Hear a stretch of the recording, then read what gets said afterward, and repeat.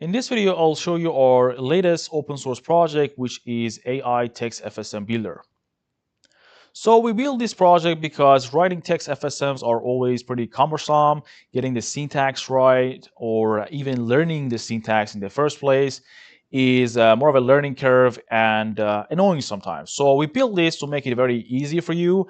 It's just using AI, and you just give it the CLI output and it will generate a template for you. And you can also run this directly in this web application to see whether it is producing the right result or not. If it doesn't, then you can add add the modification and ask it to write it one more time or fetch more help. So if you go to our website, go to product, open source, text FSM builder, you will be redirected to this web page. This is all the explanation that you need. It tells you that it is using OpenAI integration. It uses the basically it remembers the session, and if you happen to close the browser accidentally or even on purpose, next time you open the link, it remembers your workspace and all your work in progress. You can also share your workspace with the others, with your colleagues, to work on a project simultaneously. It also runs directly on your computer or in a Docker container. But for this video, I'll show you our public, basically sandbox or whatever you want to call it. This is something that is accessible to everyone, textfsm.slurpit.io. Currently, you can't really find this anywhere, but we're working on this. We put this link somewhere in our documentation or in the repository page.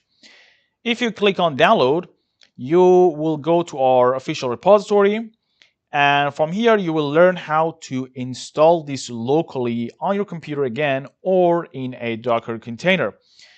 But again, we're not going to do that. This is just something I wanted to show you. We will use this publicly available instance.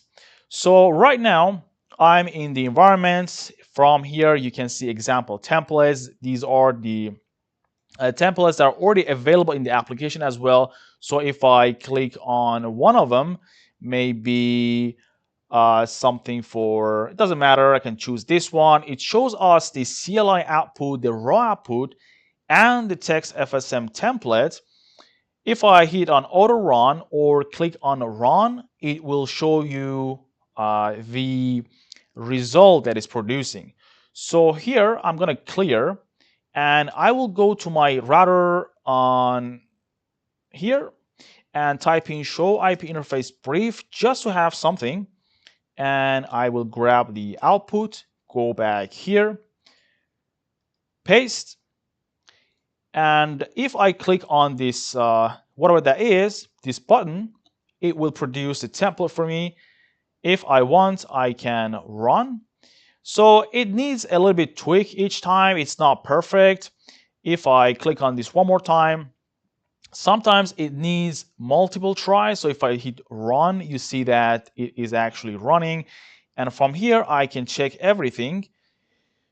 If I go here, I can see the first interface is the first parameter is interface, IP address is IP address. So it's getting the same first one as well, the first row.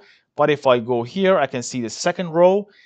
The IP is 2048, NVRAM, and this OK status is yes. Basically, from this angle, everything works fine. I have all the interfaces plus the necessary attributes: IP address, the OK status, method status, and the protocol.